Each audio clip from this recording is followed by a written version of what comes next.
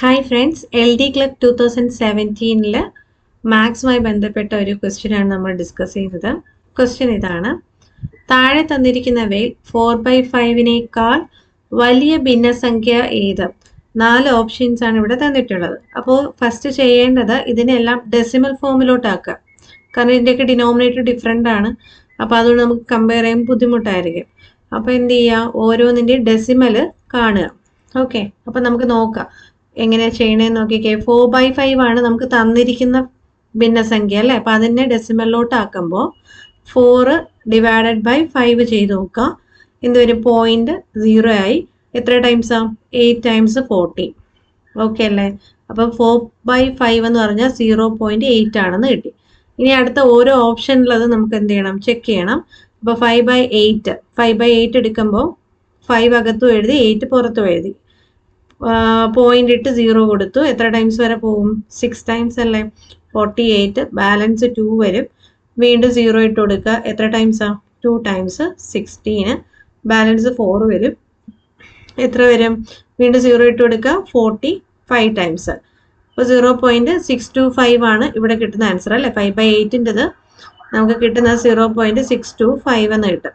ഇനി 5/7 നോക്കാം. 5/7 ആകുമ്പോൾ 5 അകത്തും 7 പുറത്തുമായിട്ട് എഴുതി. പോയിന്റ് ഇട്ട് 0 കൊടുത്തു. എത്ര ടൈംസ്? 7 ടൈംസ് 49. ബാലൻസ് 1 വരുന്നുണ്ട്.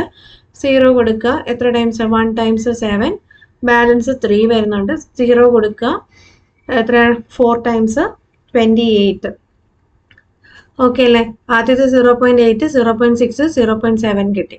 ഇനി അടുത്ത 4/3 ചെയ്ത് നോക്കുക. 4/3 ചെയ്യുമ്പോൾ ഇവിടെ 5/7ൻ്റെ ആൻസർ 0.714 എന്നാണ് വരുന്നത്. 4/3 ചെയ്യുമ്പോൾ 4 അകത്ത് 3 പുറത്ത്. എത്ര ടൈംസാ? 1 ടൈംസ് 3 വരും. ബാലൻസ് 1. പോയിന്റ് ഇട്ട് കൊടുത്തിട്ട് 0 കൊടുക്കുക.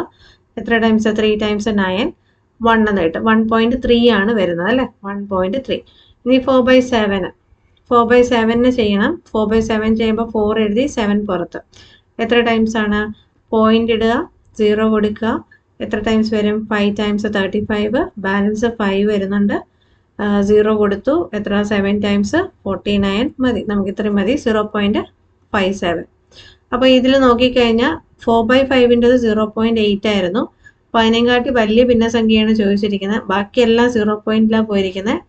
4/3 ഒഴിച്ചിട്ട് ബാക്കിയെല്ലാം 0 ആണ്. അപ്പോൾ ഏറ്റവും വലിയ ഭിന്നസംഖ്യ ഇവിടുത്തെ ഉത്തരമായിട്ട് വരുന്നത് ഏതാ? 4/3 ആണ് വരുന്നത്. ഓക്കെ, ഇനി നിങ്ങൾ വേറൊരു വഴി എന്ന് പറഞ്ഞു കഴിഞ്ഞാൽ ഇവിടെ നമ്മൾ 4/5നെ ഡെസിമലാക്കുമ്പോൾ നമുക്ക് കിട്ടുന്ന വാല്യൂ എന്താണെന്ന് എന്തായാലും നോക്കിയേ പറ്റുള്ളൂ. അപ്പോൾ അത് ചെയ്യുമ്പോൾ 0.8 ആണ് വരുന്നത്. അത് കഴിഞ്ഞിട്ട് ഓപ്ഷൻസിലോട്ട് നോക്കുക. ഓപ്ഷനിലോട്ട് നോക്കുമ്പോൾ ഏതെങ്കിലും 0.ൻ്റെയും കാട്ടി വലുതുണ്ടോ എന്ന് ചെക്ക് ചെയ്യാം. അപ്പോൾ അതിന് ഡിനോമിനേറ്ററിനെയും കാട്ടി വലിയ ഒരു വാല്യൂ ന്യൂമറേറ്ററായിട്ട് വന്നാൽ മാത്രമേ 1 പോയിന്റ് 2 പോയിന്റ് ഒക്കെ വരത്തുള്ളൂ. അല്ലെങ്കിൽ എല്ലാം എന്തായിരിക്കും? 0 ആയിരിക്കും വരിക. ഇപ്പം നിങ്ങൾ നോക്കിക്കഴിഞ്ഞാൽ ഇവിടെ 8നെ കാട്ടി ചെറിയ വാല്യൂ ആണ് ന്യൂമറേറ്ററിൽ തന്നിരിക്കുന്നത്. അപ്പോൾ ഇതെന്തായാലും 0 ആയിരിക്കും എന്ന് നമുക്ക് ഊഹിക്കാം. 5/7 എന്താണ്? 7നെ കാട്ടി ചെറിയ വാല്യൂ ആണ് മുകളിൽ കിടക്കുന്നത്. അപ്പോൾ അതും 0 തുടങ്ങത്തുള്ളൂ. ഇനി 4/3 എടുക്കുമ്പോഴോ 4/3 എന്ന് പറയുമ്പോൾ 3നെ കാട്ടി വലിയ വാല്യൂ ആണ് അല്ലേ. അപ്പോൾ അവിടെ എന്താണ്? ഒരു മാറ്റം വരുന്നുണ്ട്. 3ൽ 4 എന്ന് പറയുമ്പോൾ എത്ര ടൈംസ് വരെ പോകും? 1 ടൈംസ് ആണ്. അപ്പോൾ 1 പോയിന്റ് ആണ് ഇവിടുത്തെ ഉത്തരം എന്നുള്ളത് ഒരു ഐഡിയ കിട്ടും. ഇനി 4/7ലോട്ട് ചെല്ലുമ്പോഴോ 7നെ കാട്ടി ചെറിയ വാല്യൂ ആണ് മുകളിൽ കിടക്കുന്നത് അല്ലേ. അപ്പോൾ അവിടെയും 0 ഉത്തരം വരിക. അപ്പോൾ ഇങ്ങനെ നോക്കിയാലും നിങ്ങൾക്ക് എന്ത് ചെയ്യാം? ഓപ്ഷൻ C ആണ് ആൻസർ എന്നുള്ളതിൽ എത്തിച്ചേരാനായിട്ട് സാധിക്കും. ഓക്കെ, ഏത് രീതി വേണമെങ്കിലും ചെയ്യാം. ഡെസിമലിലോട്ട് ആക്കിയിട്ട് വേണം എന്ത് ചെയ്യാൻ? കമ്പയർ ചെയ്യാനായിട്ട്.